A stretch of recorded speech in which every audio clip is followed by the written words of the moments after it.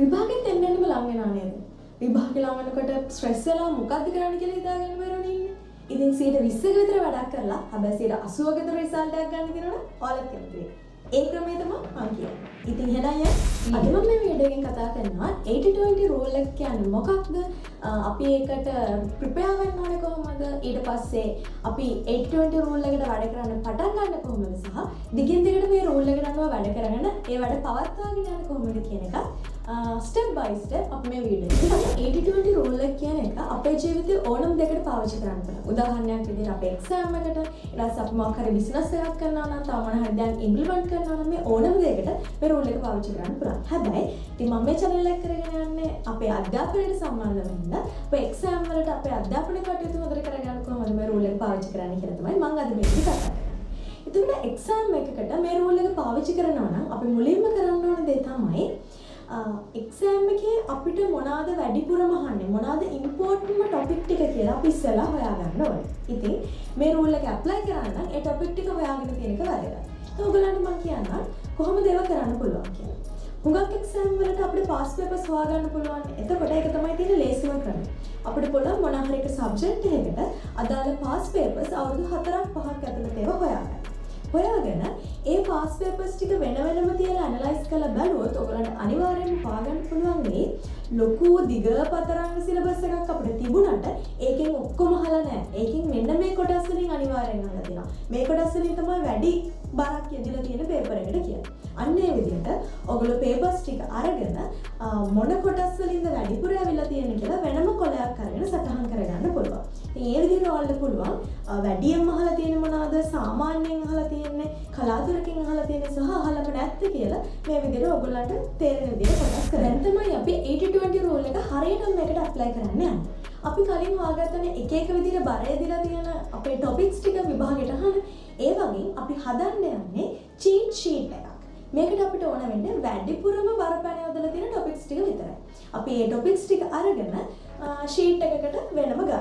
අරගෙන ඊට පස්සේ අපි මේකට අපේ වෙලාව යොමු කරනවා. මේ වෙලාවට මෙච්චර වෙලාවක් පැය දෙකක් මේ ටොපික් එකට පැය 3ක් මේකට. එහෙම කියලා ඕගොල්ලන්ට වීක්ලි ප්ලෑන් එකක් හදා ගන්නත් පුළුවන්. එහෙම නැත්නම් ඩේලි ඔයගොල්ලෝ වැඩ කරන්නේ කොහොමද කියලා හදා ගන්නත් පුළුවන්. එතකොට ඒ වගේම ඔයාලට පුළුවන් පොඩි මයින්ඩ් මැප් එකක් ගහගන්න. මේකත් පොඩි කොළ දෙකක් වගේ අරගෙන ඔයගොල්ලන්ට කරන්න පුළුවන්. මෙන්න මේ මාතෘකා ටික තමයි මම කරන්නේ. එතකොට ඒකෙනුත් ප්‍රධානම වෙන ඒවා හයිලයිට් වෙන විදිහට. ඊට පස්සේ දෙවනුවට වගේ බලන්න ඕන කියලා ඔයගොල්ලන්ට හිතෙන ඒවා ඊට වඩා අඩු කලර් එකකින් හරි වෙනස් විදිහකට ඔයගොල්ලන්ට මේ මයින්ඩ් මැප් එක හදාගන්න. ඉතින් පාඩම් කරන්න ඔයගොල්ලන්ගේ ප්ලෑන් එකක් හදාගද්දී ඔයගොල්ලෝ ඒක ඉතා කුඩා වෙලාවල් වලට වෙන් කරගන්න. අපි හිතමු ඔයාලට පාඩම් කරන්න පැය 5ක වෙලාවක් අද දවසේ තියෙනවා කියලා. ඒක එක දිගට පැය 3යි, පැය 2යි, නැත්නම් පැය 5ම එහෙම පාඩම් කරන්න එපා. උපරිම විනාඩි 20ක් පැය භාගයක් වගේ වෙලාවල් වලට මේක වෙන් කරගන්න. වෙන් කරගෙන පැය භාගයක් පාඩම් කරනවා. පොඩි ඉන්ටර්වල් එකක් ගන්නවා.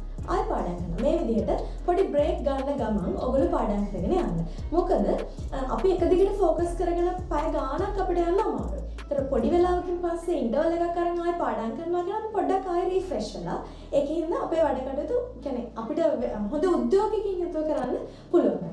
ඒ වගේම පාඩම් කරද්දී ඔයගොල්ලන්ට පුළුවන් ෆ්ලෑෂ් කාඩ්ස් වගේ ඒවා පාවිච්චි කරන්න. ඒ කියන්නේ ඔයගොල්ලන්ට අමාරුම කොටස් තියෙනවා නම් කියන්නේ දැන් පාඩම් කරද්දී තේරෙනවා. හැබැයි දවසකින් දෙකකින් බලද්දී අයියෝ ටික අමතක කරලා. අන්න එහෙම වගේ තියෙන ඒවාට ඔයගොල්ලෝම චුටි කාඩ්ස් වලින් නැත්නම් පොඩි කොළ කෑලි වල ඒ ප්‍රශ්න ලියලා ඒගොල්ලේම අනිත් පැත්තේ ආන්සර් එක ලියන්න. එහෙම තියාගෙන. එතකොට අපි හිතමු කාඩ්ස් 10ක් තියෙනවා කියලා. ඔයාට එතකොට සමනේ පාඩම් කරලා ඉවරලා ඊළඟ විනාඩි 20 වගේ කාඩ් එකක් ගන්නවා. ඒකේ උත්තරේ තනියම ඔයාම හිතනවා. මනෝමය හිතනවා. හිතලා අනිත් පැත්ත හරවලා උත්තරේ බලනවා. ඔයා කියප එක හරියද? හිතපු එක හරියද? නැත්නම් වෙන උත්තරයක්ද තියෙන්නේ කියලා.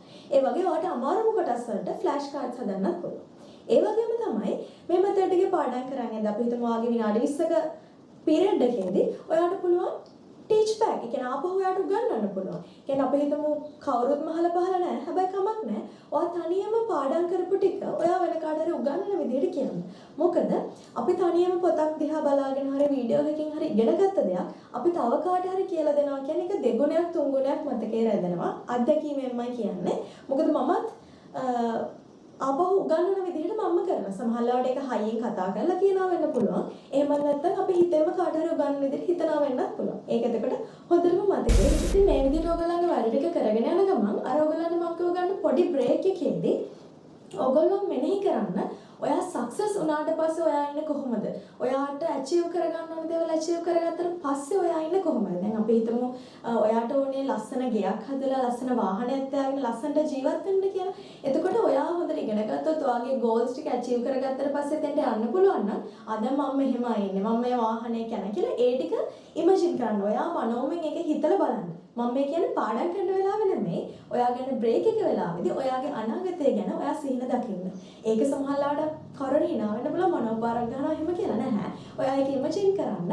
ඔයා ඒක තුළ ජීවත් වෙන්න ඔයා ගන්න බ්‍රේක් එකේදී. මොකද ඒක ගොඩක් වැදගත්. මොකද අපිට අපේ ගෝල්ස් එතකොට නැවත නැවත මතක් වෙනවා. එතකොට ඒ වෙනුවෙන් වැඩ කරන්න ඕනේ මම මේක කොහොම හරි කරන්න ඕනේ කියන චේතනාව අපේ හිතට සැරෙන් සැරේ එන්න.